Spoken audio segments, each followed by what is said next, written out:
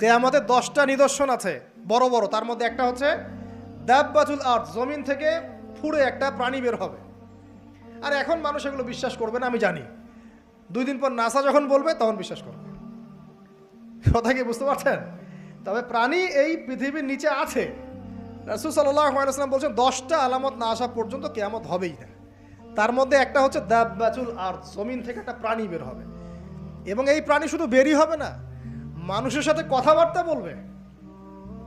এবার মানুষের সাথে কথা বলবে প্রাণী। বিশ্বাস করছেন? এখন বিশ্বাস করছেন না জানি, কিন্তু প্রাণী মানুষের সাথে কথা বলবে। আল্লাহ পাক বলাতে পারেন না? পারেন। আচ্ছা, সামনে যান। ওই প্রাণী যখন দাঁড়িয়ে আছে রাস্তায়, এখন এই বালক বলছে আজকে আমি প্রমাণ করে নিব যে আল্লাহর আনুগত্যশীল ওই পাদ্রী সঠিক নাকি ওই জাদুকর সঠিক। এবার সে একটা ইট হাতে নিল, পাথর হাতে নিয়ে এসে বলছে, আল্লাহ তোমার কাছে যদি ওই জাদুকরের কাজের চাইতে এই পাদ্রীর কাজ বেশি পছন্দনীয় হয়, এই ইটের আঘাতে এই জন্তুকে তুমি মেরে ফেলো আল্লাহ। এ বলেছে বিসমিল্লাহ বলে পাথর নিক্ষেপ করলো, নিক্ষেপ করার সাথে সাথেই জন্তু ডেড। তখন তার আইন আল ইয়াকিন, হাক্কুল ইয়াকিন হয়ে গেল যে হ্যাঁ, আল্লাহর কাছে এই পাদ্রীর আমলই সবচেয়ে বেশি পছন্দনীয়। তার আর মনে কোনো সংশয় থাকলো না।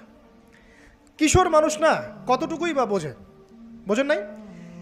এবার তার মধ্যে একটা ইয়াকিন চলে আসলো এবং সে পরিপূর্ণ মুমিন মুসলিম হয়ে গেল।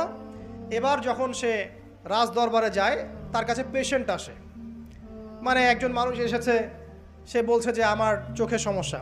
সে চোখে হাত দেয়, হাত দিয়ে বলে যে আপনি আল্লাহর প্রতি ঈমান নিয়ে আসেন, আমি আল্লাহর কাছে দোয়া করব, চোখ ভালো হয়ে যাবে। এভাবে পেশেন্ট আসে, সে বলে আল্লাহর প্রতি ঈমান নিয়ে আসেন, আমি দোয়া করব, ভালো হয়ে যাবে। এভাবে আস্তে আস্তে তার নাম এবং খ্যাতি ছড়িয়ে পড়তে লাগলো। যেই তার কাছে আসে সে বলে আগে মুসলিম হন, ইমানদার হন, আল্লাহর প্রতি বিশ্বাস করেন, আমি দোয়া করব, ভালো হয়ে যাবে। চোখ অন্ধ ভালো হয়ে যাচ্ছে, কুষ্ঠরোগী ভালো হয়ে যাচ্ছে, হ্যাঁ, প্যারালাইজড রোগী ভালো হয়ে যাচ্ছে। আলহামদুলিল্লাহ। নবী ঈসা আলাইহিস সালাম এমনটা করেছিলেন না? আল্লাহ পাক চাইলে করতে পারেন। একদিন ওই রাজ দরবারের একজন মন্ত্রী আসছে, এবার ওই রাজার একজন এমপি সাহেব, তার চোখে সমস্যা, সে আসছে, এসে বলছে যে আমার এই চোখে সমস্যা, আমার চোখটাকে ভালো করার দরকার, তোমার কাছে কোনো ওষুধ আছে নাকি? সে বলছে যে আপনি আল্লাহর প্রতি ঈমান নিয়ে আসেন, আমি আল্লাহর কাছে দোয়া করব, আপনি ভালো হয়ে যাবেন। এবার সে আলহামদুলিল্লাহ ঈমান নিয়ে আনলো এবং সে ভালো হয়ে গেল। এই ভালো হয়ে যাওয়ার পরের দিন যখন সে আবার ওই পার্লামেন্টে গিয়েছে আর কি, ওদের তৎকালীন রাজদরবারে, এবার রাজা ওকে দেখে বলছে যে তোমার তো চোখ অন্ধ ছিল, কিভাবে শেফা লাভ করলে? তো সে বলে না কিভাবে শেফা লাভ করলো, সে বলতে চাচ্ছে না, কারণ সে আজ করছে যে বললে সমস্যা হবে।